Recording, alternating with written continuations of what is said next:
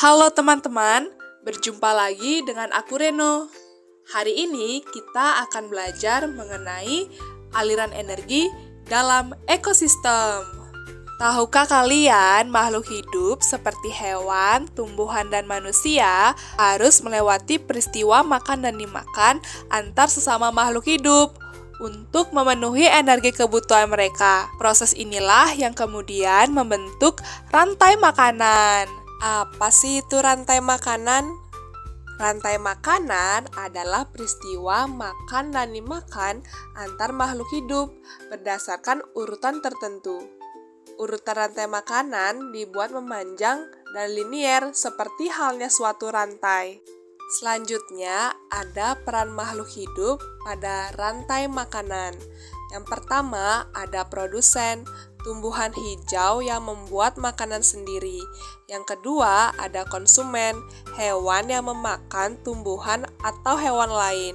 Dan yang ketiga, ada pengurai, organisme yang memecah sisa-sisa organisme yang mati. Tumbuhan merupakan produsen karena makhluk hidup yang dapat membuat makanannya sendiri melalui proses fotosintesis.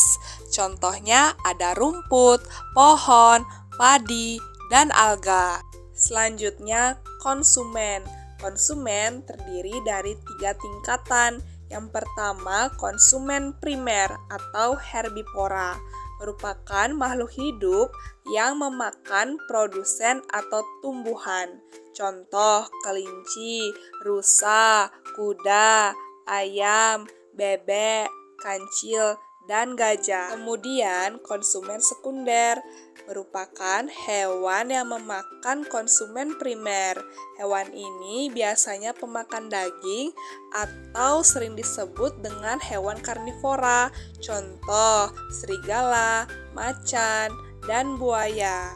Dan tingkatan konsumen yang terakhir bernama konsumen tersier atau pemakan karnivora adalah hewan yang memakan konsumen sekunder. Contoh, hiu, singa, komodo, ular, dan elang.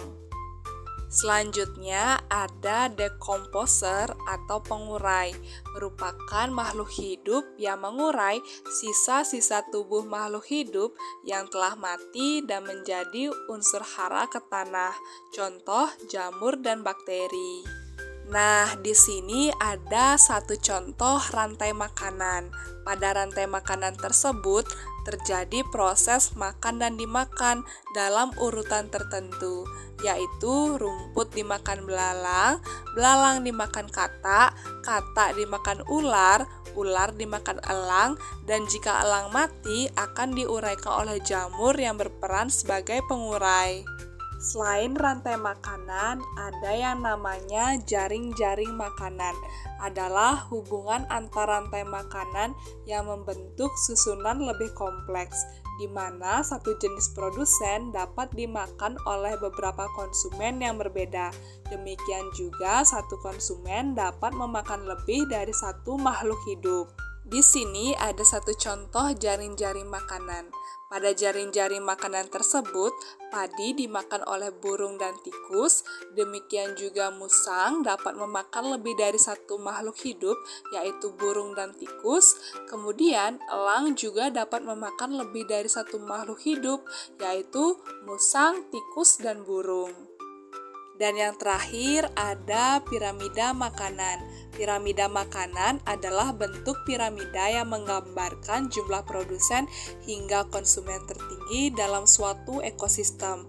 Jadi, dalam suatu piramida makanan, semakin ke atas, jumlah energi yang terkandung pada setiap tingkat trofik semakin kecil.